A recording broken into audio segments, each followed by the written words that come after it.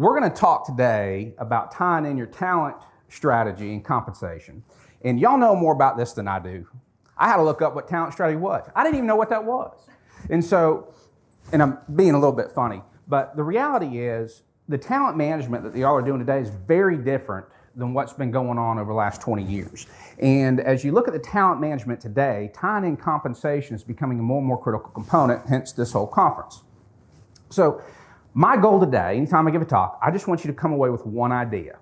And Earth stole my line. I just want one idea that you have the ability to take back and say, look, we might need to do this with our compensation or with our incentive plan design or deferred comp. Additionally, and I start every talk very similar, and there's two things I want to put on the table. Number one, nothing we talk about today has anything to do with life insurance, okay? So a lot of times you'll hear compensation, executive benefit guys, they come in and they're pushing products and doing all sorts of different things.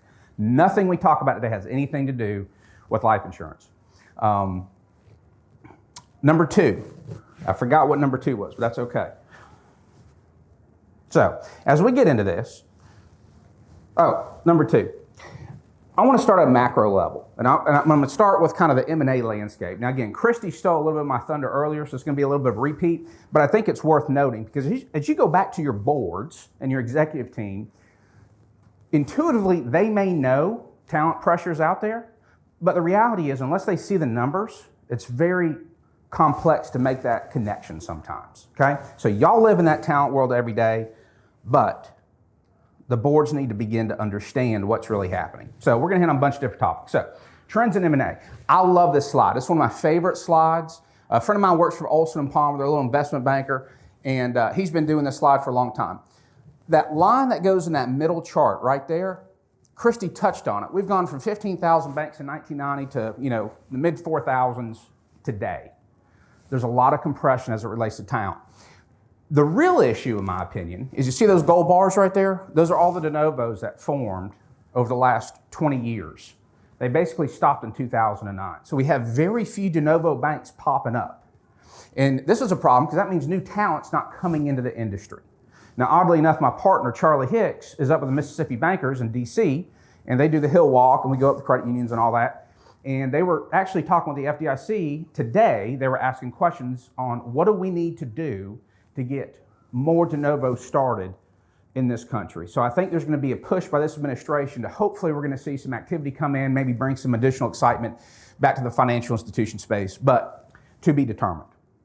Now there's lots of reasons that de novos haven't been forming, and I'm not going to get into all the details on the pricing and whatnot. All that has to, the reason the banks aren't forming today the way they were in the past is the pressures from a regulatory standpoint, pressures from pricing standpoint, and just the environment is not as good as it was.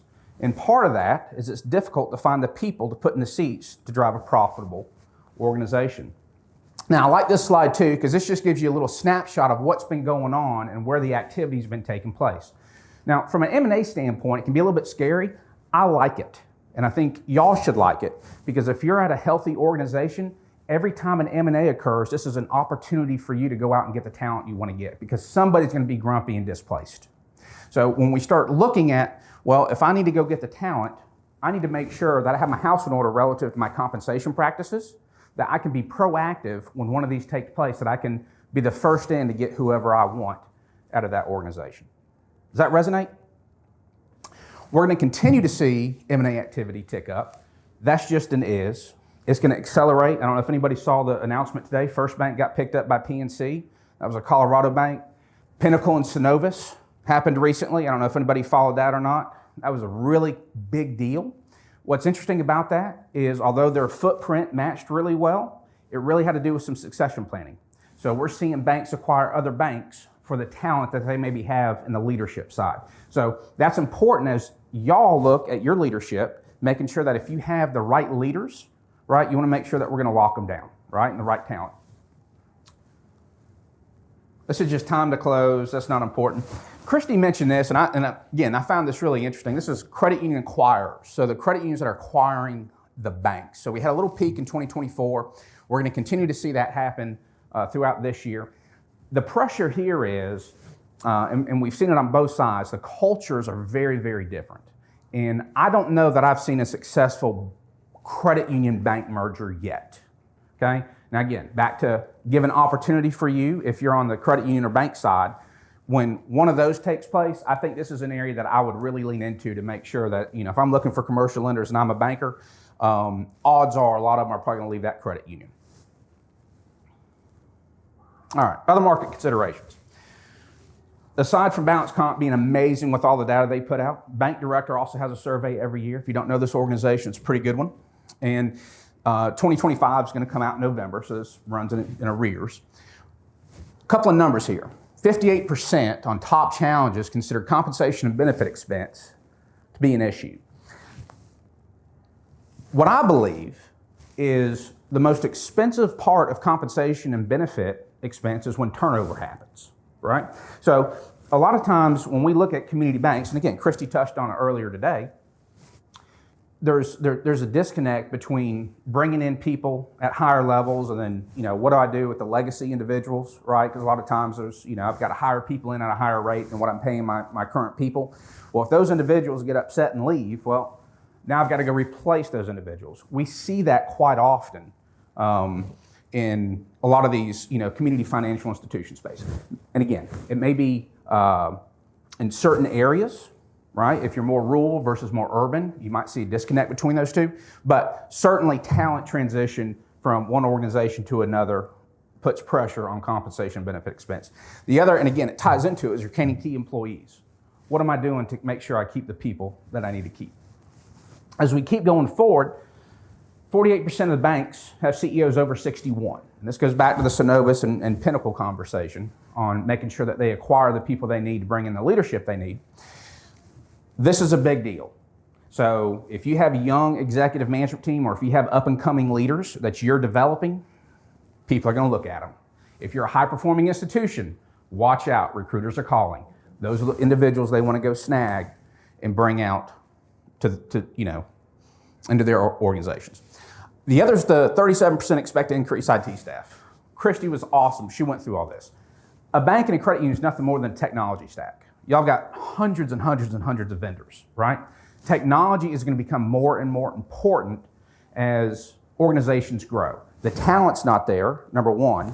And number two, it's getting so complex. You need, much like an HR director and a chief HR person has to interpret all the different vendors and communicate that back to the CEOs and the board, you're going to have somebody on the IT side that can interpret all the stuff that's going on and bring some clear communication to the board on why we're doing what we're doing. Anything else there? Commercial lenders, everybody's always looking at commercial lenders. This was from BalancedComp, and I thought this was relevant. And, you have the IT business analyst up there. If you look at the year-over-year increase, and again, this was 23 to 24, working in arrears, and I'm sure she's going to put out one for 2024 to 2025. As we see, and again, there's all sorts of different terminology and what's an IT business analyst, but when we begin to look at IT, we're going to continue to see the pressure on these positions and the salaries increase. All right, so I'm going to hit pause right there for a minute because I took some notes from Christie's earlier today.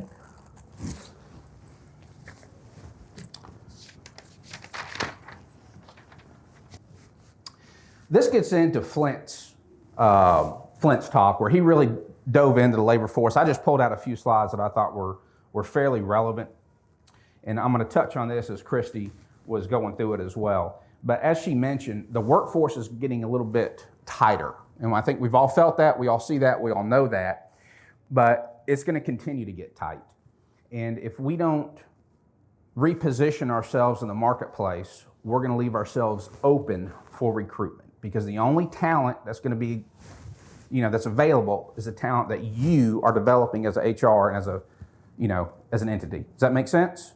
It's very difficult to find people that have a ton of experience unless you're going to a place that has already taught them. This was fascinating to me. There are fewer first graders than high school or seniors in 30 different states. Let that sink in for a minute. So there's fewer first graders than high school seniors in 30 different states. So as our population is aging, we have less young people coming up behind them. That's a big, big, big problem. Again, all that confirms that, hey, we're tightening the labor market. Now, this I thought was really, really interesting, talking about where's the labor shortage. Look at the financial activity, financial services space, right? Big gap right there. This is why I believe, this is why I believe the IT is going to be such a critical component moving forward. There's not enough people. And in fact, I had a cocktail yesterday. I'm involved in this company called Discern Science. One of the board members lives out here. He works at San Diego State University, and he runs an AI lab. It's brilliant. It's all about robots. So he's telling me that he's beginning to introduce robots as part of his class in teaching. He's introducing robots, in certain healthcare scenarios. Now, I'm not saying we're going to have robots in banks, but again, when you start thinking about we're going to have to start using robots in banks, we're going to have to start leaning on technology to fill the gap of either individuals not having the right talent or we just don't have the people to fill the space.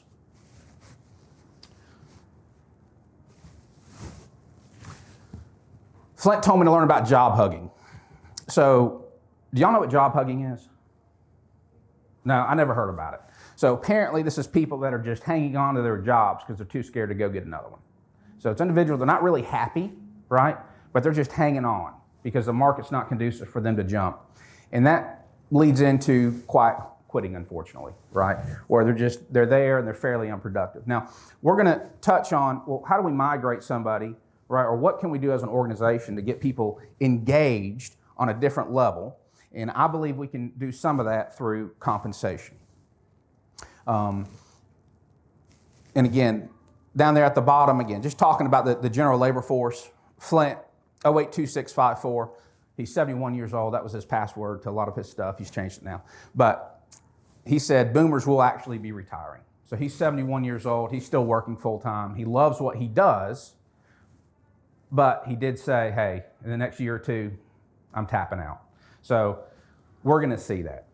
When we start talking about just in general about what's the most efficient manner to manage your compensation benefit expense, assuming we have the right talent at our organization, is to hang on to your people that you have, right? Again, cheaper to keep, more efficient to keep than go out and get new. All right, there's 4 primary generations in the workforce. So the real question is, I got 4 different generations. Well, how do I compensate those different generations? Because they're each in a different life stage. And I'm a big believer, it's not so much the age of an individual, but the life stage of the individual that's going to make a difference on how we need to design compensation for them. Now, when we start talking about compensation, the foundation of our compensation should really be predicated upon our strategic plan. And a lot of times there's a disconnect between those two. And let me give you an example. If I were to go to an organization and say, okay, I want to grow. Say, great, I'm going to grow. And let's say the organization is making $5 million a year. Well, if I'm going to grow and I need to go build a branch, and let's say it's going to cost me $2 million, well, I can't make $5 million in that year because I'm going to go spend 2 on a branch, which means that I'm going to make $3 million. Everybody with me so far? Well, if I have a board that says I have to increase my net income every year to make my bonuses, well, now I have a disconnect between my strategic plan and what I'm actually getting paid for. So when we start looking at compensation, it's critical that those two converge. I have to be paying for what the strategic plan says I need to do. So there's all sorts of different strategic plans that, obviously, boards put together, and, HR should be involved in every single step of the strategic initiative. And there's a great interview with an individual by the name of Bill McDermott. Bill ran SAP, I think, Fortune 50, Fortune 500 company, whatever they are.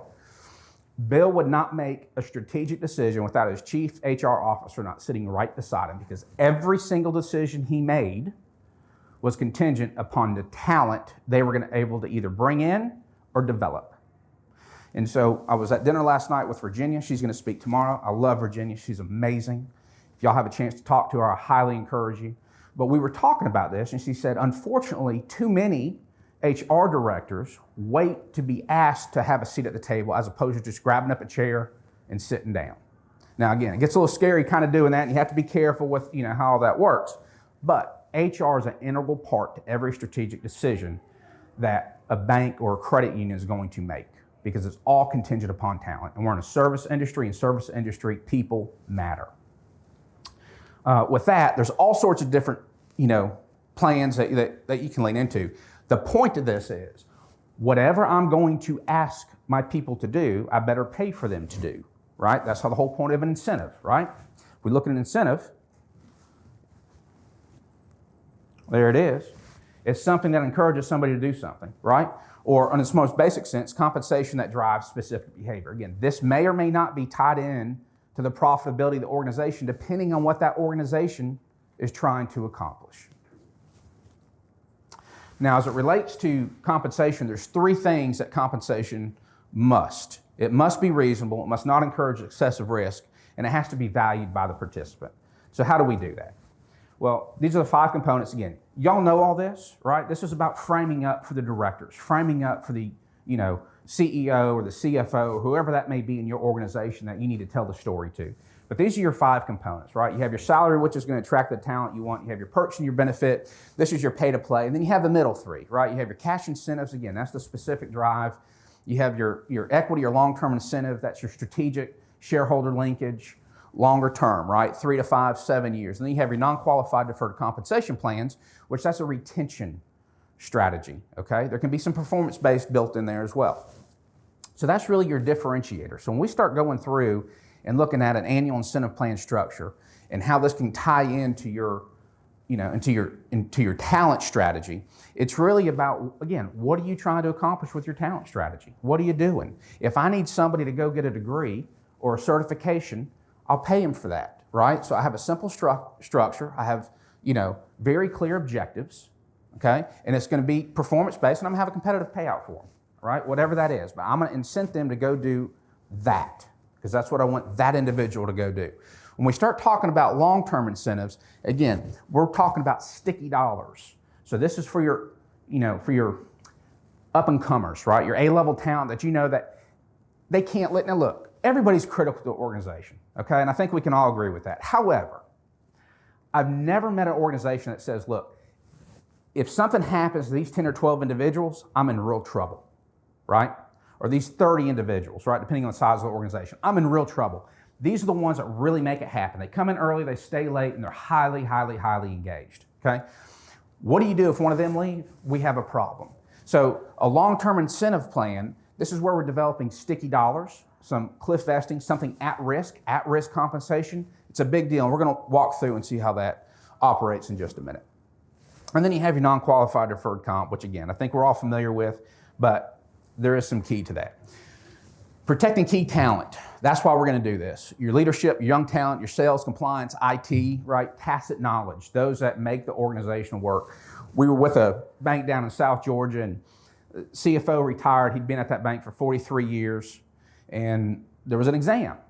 And the new CFO called the old CFO and said, hey, I can't find, this sheet of paper that, the examiner's looking for. He says, I'll be right over. So he comes in 10 minutes, he found it up in the attic, right? So he had a different way of doing things. That's the tacit knowledge that you have to be careful to hold on to. Now, competitors are recruiting your best people. If you have one takeaway, take away this. The interest rates shot up. Interest rates were poised to do what? Go back down. Now, last time they dropped interest rates, the yield curve actually steepened. This time, I was watching it this morning. People don't think that's going to happen. We'll see what happens. However, if the yield curve flattens a little bit, you're going to see a lot of commercial lenders and a lot of producers begin to move. If you don't have them locked down now, hang on to your hats. Or even said differently, if you want to get on the offense, if you don't have a compensation plan in place that has some sort of what I would call long-term incentive or equity type based compensation to go and recruit some of these lenders, I think you're going to miss out, okay? But when that interest rate begins to drop, you're going to see the commercial lender space really heat up. That's just my prediction, my opinion. So with that, proactive steps, right? We have the compensation benchmarking, you have the compensation philosophy, that's just your general guide. We really want to look forward. So what's going to happen in the future, right? And we want to plan for that accordingly. All right. I'm going to skip through some of this stuff on incentive plans. And I'm just going to park here just for a quick second. So does everybody have an incentive plan in here? Is it all objective or subjective? They're both. Okay. So, what's that? Depends on the department. Some are hard goals, some are goals based, some are numbers, production. So, and I'm just asking, has there been a push to try to get everybody kind of on the same page and develop one big incentive plan for annual incentives? Not really. Okay. Again, maybe it's depending on where you are. We've seen a push where organizations want to try to become very objective with their incentive plan payouts. There's too much subjectivity sitting in there. And so the way we've done that is we've really just, tried to back to the strategic plan, align it with the strategic plan with 2 or 3 initiatives. We don't believe that any weighting should be less than 20%, because if we think about it, right, the whole point of an incentive is to, get somebody to do something. If I have a $5,000 incentive, right, or a $1,000 incentive, pick a number, and I'm trying to get a teller or a CS, or CSM, or if I'm trying to get somebody in operations to do something I want them to do, and I have a weighting of 20% on a $1,000 incentive, or I have a 20% on a $5,000 incentive, that may not get their attention, right? So when we start talking about incentive plans, and we start talking about how we're going to manage our talent, we want to try to get really focused and really specific. What am I really trying to do? And that goes back to Ursa's talk earlier today, right? What's that one thing? What's that one common goal? Because if I can get everybody rallied around that, now I have a chance. So again, pick the most important and focus on the effort. Let's see here. Is there anything else there? I think the only other consideration when we start talking about incentive plans is just the balance between the two, right? In other words, if I'm growing an organization, I want to make sure I have asset quality as a mitigator, right? So you want to check on one side or the other. We just don't want to go all in on, just grow with no balance on, well, what's my credit quality like? Or, am I getting the right customer in, the right type of loan in? So again, that's just something to manage. But again, we do believe in focusing as much as you can. Now, as it relates to the long-term incentives, this is a little bit longer term, obviously. And there's going to be a disconnect between the short-term, the annual incentive, and the long-term incentive. What do you mean by that? Well, as I mentioned earlier, if I was building a branch, my net income might go down for any given year, right? But if I go to the board and say, look, here's what I want to do. I'm going to go take $2 million today. I'm going to go build a branch. And in 5 years, that branch is, going to be whatever. And it's going to be generating $2 million a year, right? We're going to flip the script. So it's going to be a profitable branch in this one particular area. Well, it's going to cost me money today. It's going to make me money 5 years from now. So if I have a long-term incentive plan, then I should get paid, right? If I'm a director, I'm going to set up a plan that says, look, I'm going to pay you to go build that branch. And then once it's profitable and up and running, you're going to get a reward for getting it, profitable and hitting $2 million a year in net income or whatever. So that's how you balance the two. They should not be connected. Not everything should be based upon just what's my net income this year, right? We're talking about strategic initiatives and strategic goals relative to the financial institution. So type of awards, they can be all sorts of different things. It can be cash, equity, restricted stock, synthetic equity. So there's different ways that you can reward individuals. But getting down to the specific design, this is a long-term incentive plan example. Now again, this is very, very, very simple. It's done in Excel, as you can see. This is no software has to be managed or anything like that. This is so easy, but it's incredibly effective. So I want to walk through this example with you. Have somebody making $100,000 a year. The award is going to be 25% of salary. I'm going to tie it to the ROE of the organization, right? Let's just say 7% for giggles and grins.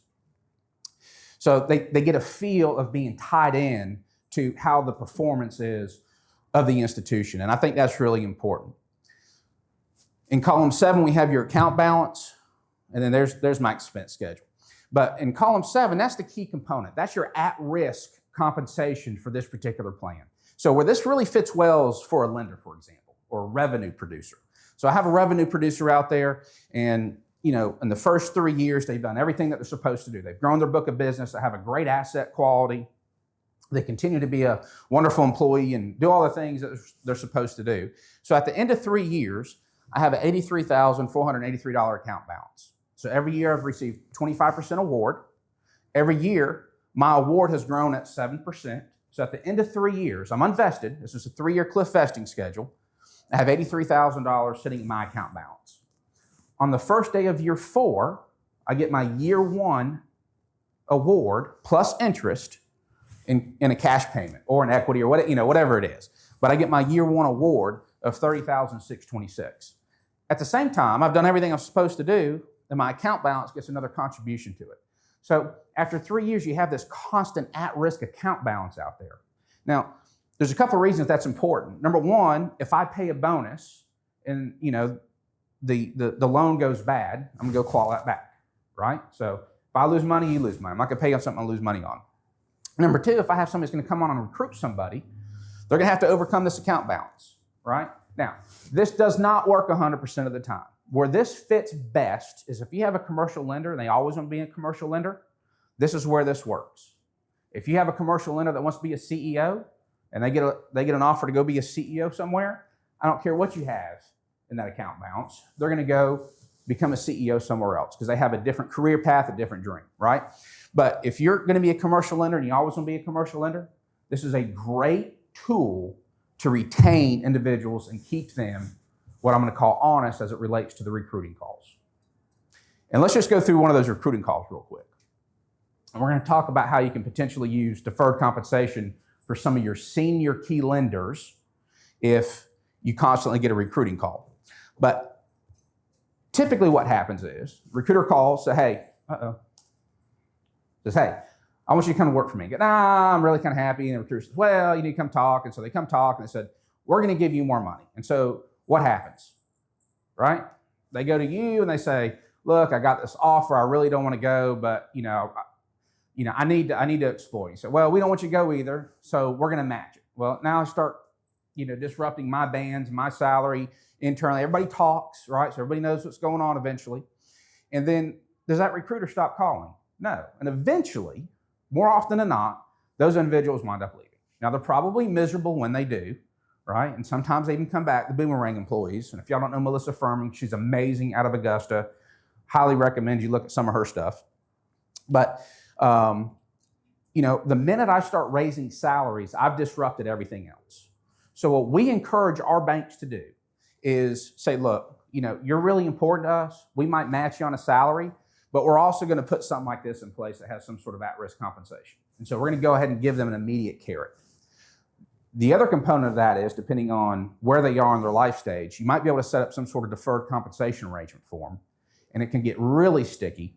And, that's a way, again, if they're worth it, right? If they're a high performer, if they're, that employee you can't live without, right? There may be some options to lean into some sort of non-qualified deferred comp plan, and we'll talk about that in a minute. So I'm going to hit pause here. Are there any questions on how this plan operates? It's really simple. And none of this has anything to do with, what they call deferred, with 409A or deferred compensation. This all falls under the short-term deferral rules. So this is super easy. There's very, very little framework that has to go into this other than really, what happens in all the termination events, death, disability, change of control, and then, what do you want your metrics to be? Highly effective. And about 70 to maybe more than that now of our clients have this plan in their bank or something similar to it. And I promise you, their lenders are very, very happy. All right. Let's see here. So again, back to incentives, just some of the best practice associated with that. They got to be reasonable. Again, they have to make sense with your organization. If you haven't done incentives, we recommend that you lean in softly to incentives to start with. I mean, you can't go all in. Sometimes it's good to start at 5, 10, 15%, depending on what it is that you're trying to accomplish. And again, slowly lean into it. Make sure it's accomplishing what you want to accomplish and it's working the way you want it to work. Make sure there's always plan documents, policies, and procedures associated with that. And then lastly, related to corporate governance, which is always a big deal. You want the compensation committee involved, you want the board involved, you want the risk assessment done on it annually, just to make sure it's doing what it is that you say it needs to do. Equity summary chart, we don't need to go over that, but if anybody has any questions about equity, Anything you want to know is pretty much up in there. Now let's just touch on non-qualified deferred comp. Again, none of this has anything to do with life insurance. I think non-qualified deferred comp is a fantastic tool.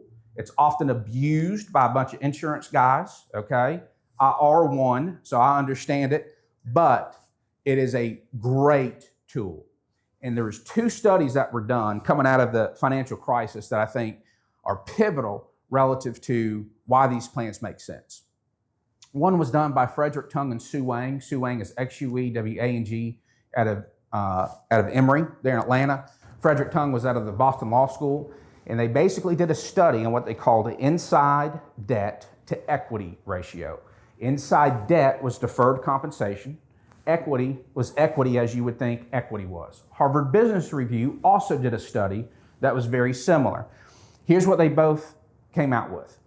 Banks, and they focused on banks in this particular study, banks that had higher debt to equity ratios performed better during the downturn than banks that had higher equity debt to debt ratios.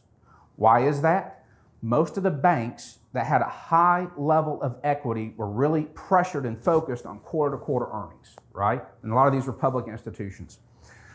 Where the deferred compensation comes in is it's a much longer-term value proposition. It's franchise value, because a lot of these payments don't occur until sometime after retirement. So they're building for the long term. They're making sure their succession plan is in place, because if something happens to the bank, they lose their benefit, okay? So that in itself encompasses why there's performance metrics inside of a non-qualified deferred comp plan, even if it's just a defined benefit plan. Highly valuable. You have, what's it used for? Retention, recruitment, tax planning, and to mitigate shortfalls relative to any 401k. So I'm gonna hit pause real quick. Does anybody have deferred compensation at your organizations? Yeah. Work, not work, everybody like it, nobody like it? It's a pain. I would say like it, but oftentimes don't feel like the participants understand it. They're probably haven't challenged it yet because they, or they haven't gone anywhere because they haven't challenged it yet. I think it's a good program, but I'm not sure how well they understand it.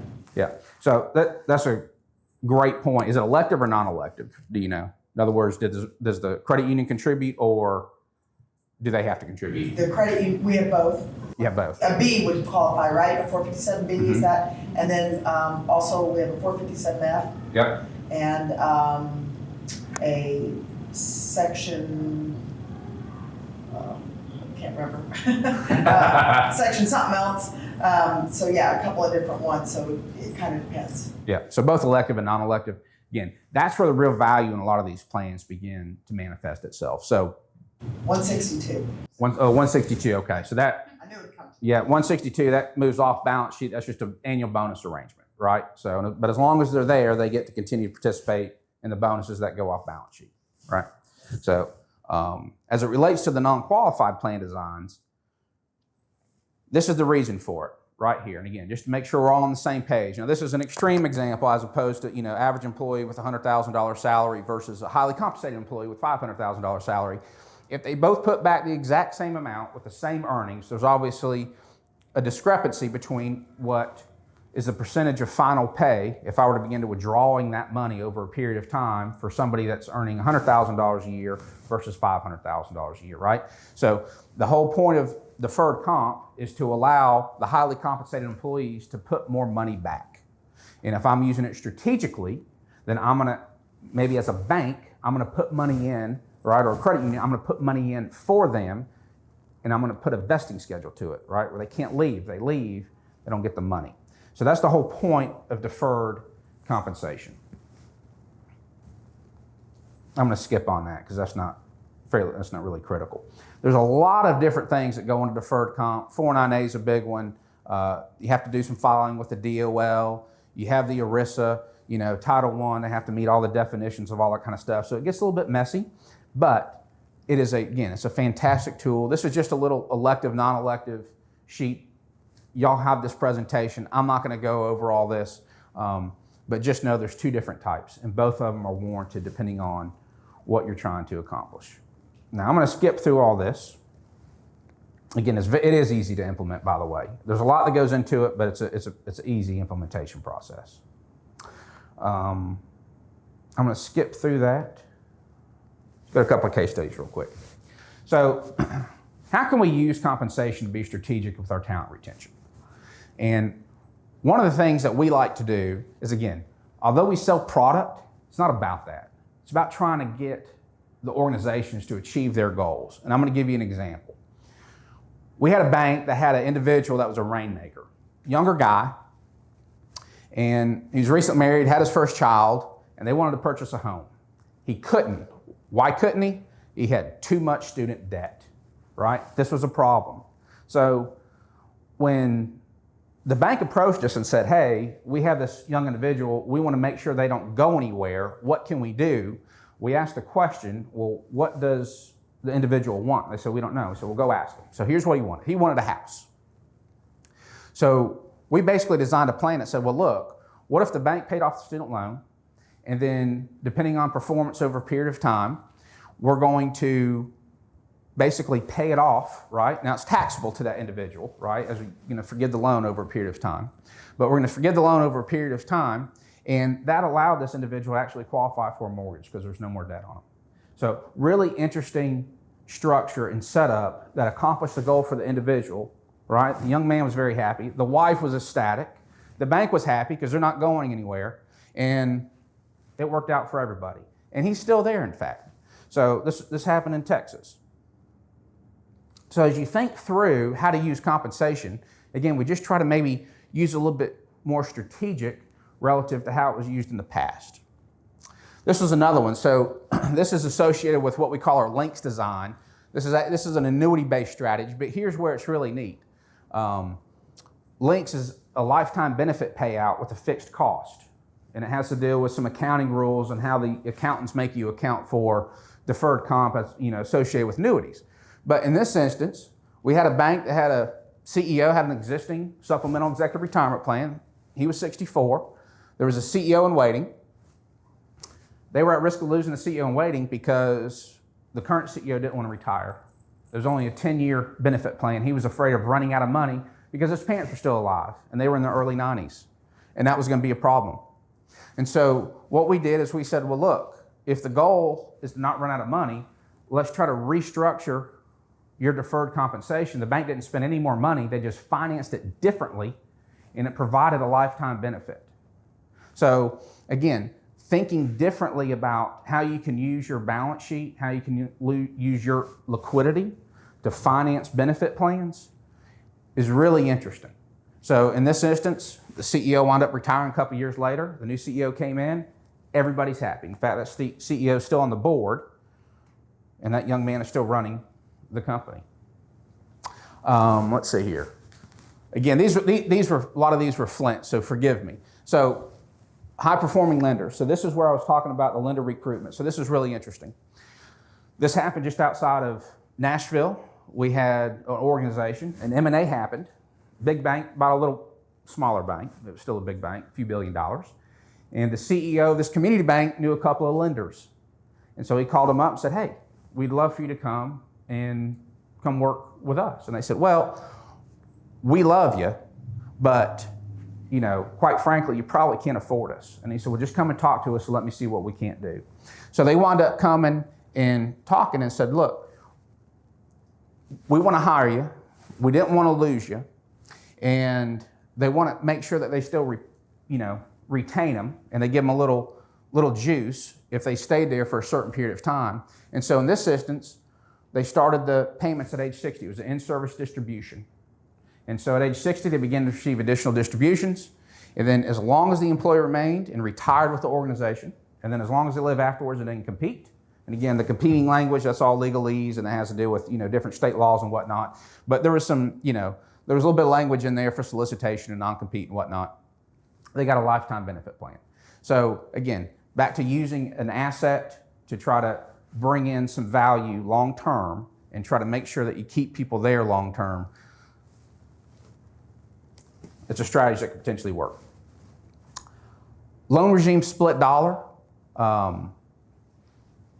So collateral assignment, split dollar, whatever you want to call it. It was great.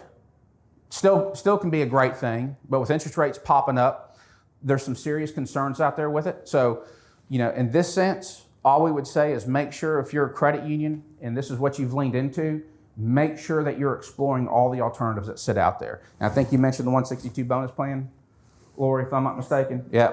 I mean, that's a great alternative, back to, certain guaranteed solutions, great alternative. What we're seeing is we're seeing a lot of these collateral assignment, loan stream, split dollar type arrangements not perform the way they're projected to perform. And at the end of the day, you have individuals that are left with a shortfall in their retirement, and they're grumpy. And or you have credit unions that are having to true up based upon the lack of performance in these plans. So just make sure when you go through your collateral assignment plans that you're really exploring all the options and, looking at the opportunity cost, looking at the performance, the performance illustrations, and just getting your arms around everything, right? And that's a difficult process because, again, a lot of the insurance guys are really slick, but you need to understand why you're implementing these solutions and how they can benefit your organization, and are there better solutions out there from an alternative. So I know that was a little discombobulated, I'm sorry. But are there any questions? You're gonna send this deck out to us? Yes. You will have the deck. And all this is, when we start looking at compensation, I'm just again, back to one takeaway, make sure you have at-risk compensation at your organization. If you don't have at-risk compensation for your key folks, you are in trouble because all you're left doing is competing against salary and culture. And I don't want to downplay culture. Culture is incredibly important, right? That is the number one determinant whether somebody's going to stay or leave.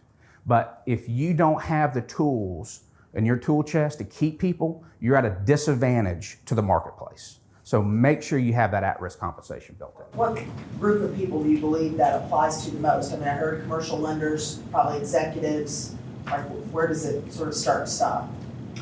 So this goes back to, kind of the feel good, right? You know which individuals are really key to your organization. Is that a fair statement? Okay. Like are super key. It can be pretty discretionary. Very discretionary. Absolutely. Now, again, people talk, right? So we have to be careful on how we implement it. But, I may have an operations person or a deposits person, or I may have an IT person. IT is a big deal we had one of a bank in Atlanta, in fact, they actually sold to a credit union, oddly enough, but they paid for a 25-year-old that came out of tech. He was brilliant. And I don't know how much money they spent on all the certifications over about a 5 to 7 year period. And after that, he left and went to make like $250,000 a year. So there was nothing they could do, but had they built in some different at-risk compensation and talk to them about what the future was, I think that would have been a completely different outcome. But it hurt the organization. They had to go find somebody and pay them a lot of money. So I feel like I'm relatively new to all of these types of benefits. And so something that my HR brain is hearing is young and 25-year-old. How do you keep yourself out of trouble when you identify someone you want to do a special benefit for?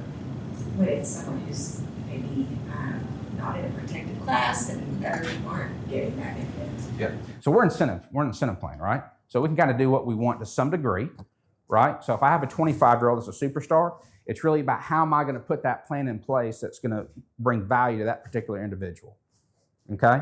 And so if I'm a 25-year-old, if I have something really longer than about 3 years, that's not going to work, right? If I'm a 40-year-old, I might be able to go 40, or I might be able to go 5 years, maybe even 7 years, depending on the size of my, my incentive. But, again, that goes back to feel-good number.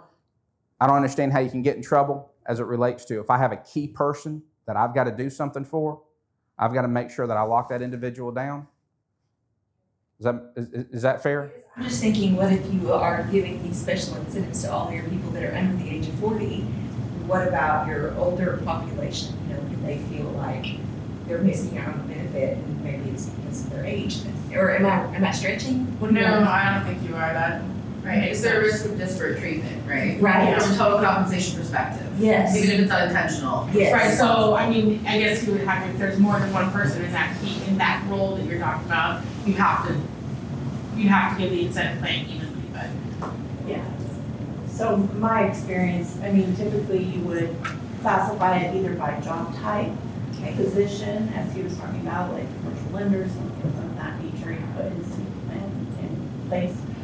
For 457B and Fs, those are made to be exclusionary. You want to exclude people, but you have to define what that group is. So maybe it's VPs and above, maybe it's, you can describe what that is, you just have to be specific in what that description is. Those plans, as long as you're specific in the description, you cannot be charged with any kind of like discrimination. Okay. Yeah, you're allowed to discriminate in those situations. As long as you document who you're discriminating. But did you document it? That's right. That's exactly right. And that's where you get the flexibility. So. And I think you'd be surprised, again, it's all dependent on kind of what you value and where your needs are, but, you tend to have a lot of people that are gonna be over 40. Now, they may not be 65, that are in that category, but, I would say the 25-year-old, those don't come along. Agreed. They're still figuring it all out, but, I would say that the majority of situations that, like in our organization, every single one of them was over 40. Because they had, for example, we do agricultural lending. So our ag lenders, those were people that demonstrated a large portfolio that we wanted to maintain. Same with commercial lenders. We had somebody who wanted to go back and get their law degree and step into a compliance role that we needed. We didn't have the right expertise on. So we did a similar arrangement with paying for law school for this individual, also over 40. So I actually don't have anybody who was under 40. And I would not say it was not disproportionate men to women either. We have plenty of female lenders. We have half of our executive team is women. So, we didn't find ourselves. I think you always have to be mindful of that. But at the end of the day, I'm not spending money like this on somebody unless I'm really pretty certain they're going to deliver at a high level, and we have to hang on to them. So this isn't I don't want you to leave because it's too difficult to go hire somebody else. This cripples our organization on some level if you leave and we don't have a way to help prevent that. So does that help? It does, very much so. And I also say you want to make sure they want to be there. Yeah. Right? It's amazing how many people you talk to and they say, look, I want to retire when I'm 50 and go teach or, go to another career, right? They may not want to be there for a long period of time. So if you ask them, hey, we want you here. Do you want to be here? And both answers are yes. All right, let's figure out what we can do. And thank y'all again. Thank you.